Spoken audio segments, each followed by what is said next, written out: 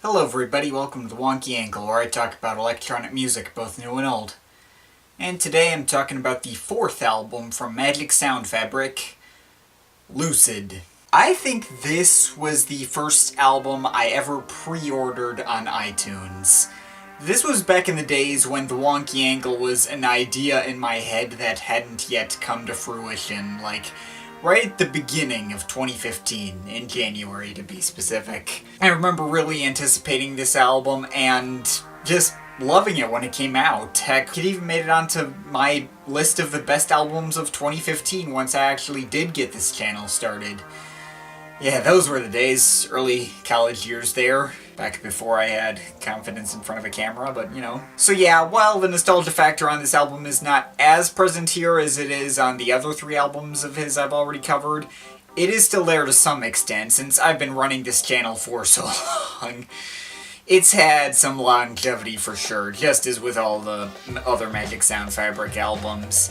As for the actual content, I do consider this album, right from the get-go, to be a major step up from Observer. A return to the more instrumental heavy material, with the exception of a couple of tracks which I'll get to, also involving lots of different new sounds he hadn't used previously, and overall seeming to give off a more bright and uplifting vibe than previous albums of his, which were kind of more chilled out, I guess. I remember loving it pretty instantly, and if I were to make that Best Albums of 2015 list again right now, this would still be on it. That said, while we're about up to the high standards of his first two albums, I think Lucid comes up just a tad short from those.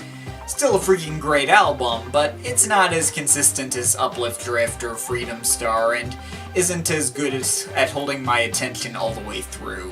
Well, it really comes down to a couple of specific tracks, but I'll get to that. And despite that, for what it's worth, this album comes really, really close to those first two. It's still excellent in my opinion. So, let's just get into talking individual tracks. So our opener, Rise Above, right off the bat is a real attention grabber. It's so much brighter and more energetic than most stuff we'd heard from him at this point.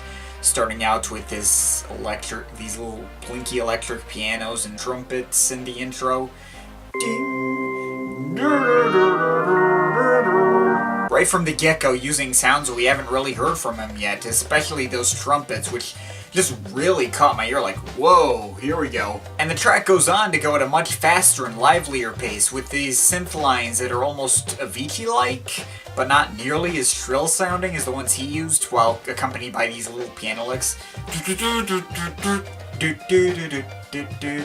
And continuing into our usual set of psychedelic breakdowns from there, staying consistently fun and catchy basically all the way through. And that catchiness carries over into the next track quite well.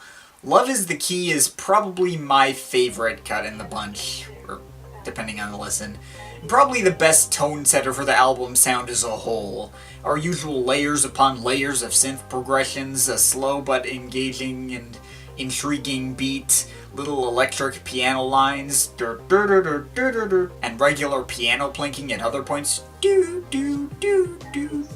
and even string accompaniment in other points.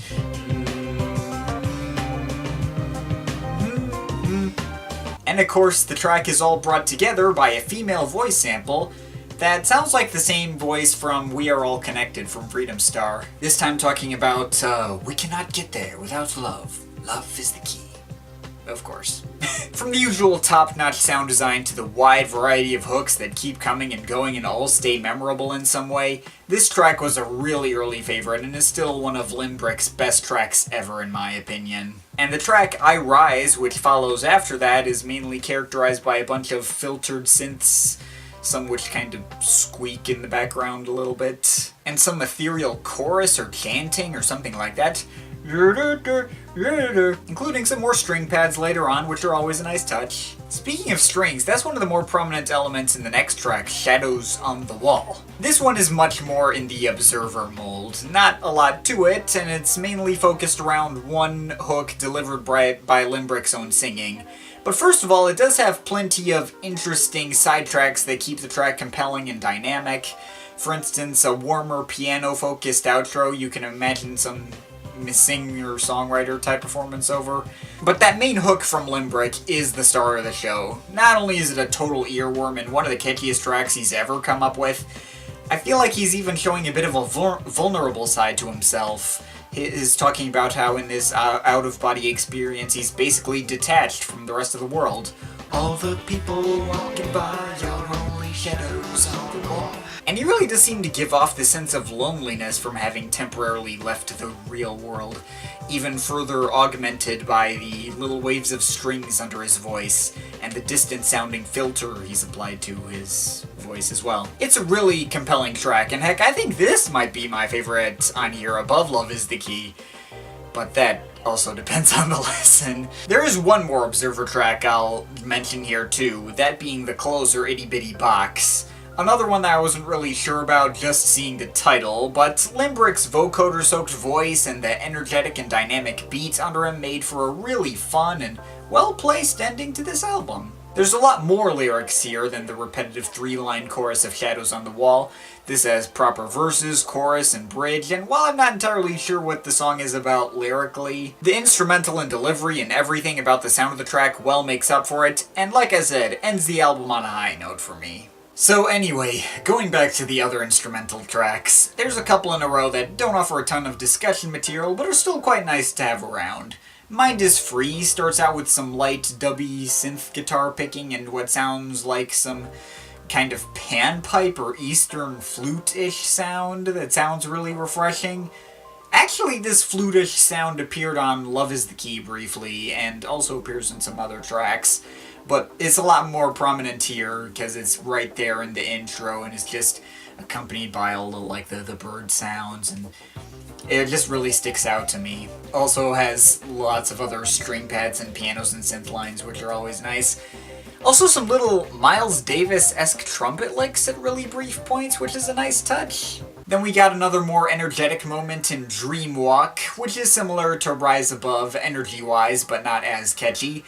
Drum beats really foot-tapping, and it has a lot of interesting sidetracks and progressions going from there. And Liberation Station starts out with these squonking basins, and layers plenty of other strange sounds around it for a rather playful, but still somewhat cinematic vibe all around. But after that, the album starts to slide off for me a bit. So Easy is the longest track at about 8 minutes, and certainly has the substance to back it up. Lots of interesting moments in that one, but never really had any sections that pop out at me in an obvious way. It can fall in the background pretty easily, and nothing really sticks in my head. But it's also the kind of track that works really well when I really sit up and listen to it and pay attention to all the weird things going on in it. I certainly wouldn't want this track removed. And that leaves Flow and Spirit Vision, and okay, I'll be honest, I don't think these tracks add to the album all that much. They're perfectly fine out of context. If they were to pop up on, if I put my iPod on shuffle or something, I'd probably get into them just like all the others on here. Though, I almost never actually put my iPod on shuffle. I'm a guy who likes listening to albums from front to back.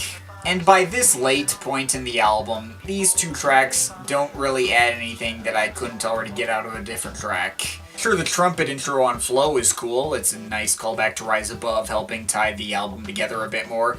And Spirit Vision has no shortage of interesting synth work as usual, but that Cameron Limbrick can deliver interesting synth work is already kind of a given. He delivers that on nearly every single other track he's released thus far, and that track doesn't do anything else to go the extra mile for me. If I wanted something in this vein, I'd more likely just return back to Freedom Star, because that has more nostalgia for me. It is basically these two tracks that prevents this album from rising up to the level of Uplift, Drift, and Freedom Star. While good out of context, in context they feel kind of redundant, weighing down the album and making it feel a bit bloated, leading to me kind of losing my attention until Itty Bitty Box shows up to bring me back in. I think the album would have been perfectly fine if those two tracks would have been cut out entirely. Maybe it would have even been better that way. It would have felt like it was more varied, there wouldn't have been that sense of a lull in the middle, and there would have been 9 tracks, just like all the other ones too. But, when you really get down to it, these tracks don't ruin the album by any stretch, or take away from the amazing stuff that was already here. Like I said, it maybe comes up a bit short to those first two, but it is still really, really close. In spite of my gripes, I think there is definitely enough material here to merit my full-on recommendation. What's more important than my urge to edit it down some is the fact that this album shows an extension of the Magic Sound Fabric style that brought all sorts of new and compelling ideas and structures, kept me really engaged, has no shortage of pure chill-out brilliance. Lots of tracks I still return to and enjoy wholeheartedly. It's yet another example of why I think Cameron Limbrick is such an underrated artist. So yeah, Lucid is not perfect, but it is definitely worth your time, and I'm overall feeling a solid 8 out of 10. But of course, this is just my opinion. You can feel free to disagree with it, but I'd like to hear your thoughts, so leave the comments in the comment thing down there. Shout out to my Patreon supporters. They're awesome people. If you want to add yourself to that list or make me review something, link to my Patreon is in the description. But yeah, that's pretty much it. So that's all for today. See you next time. Separation.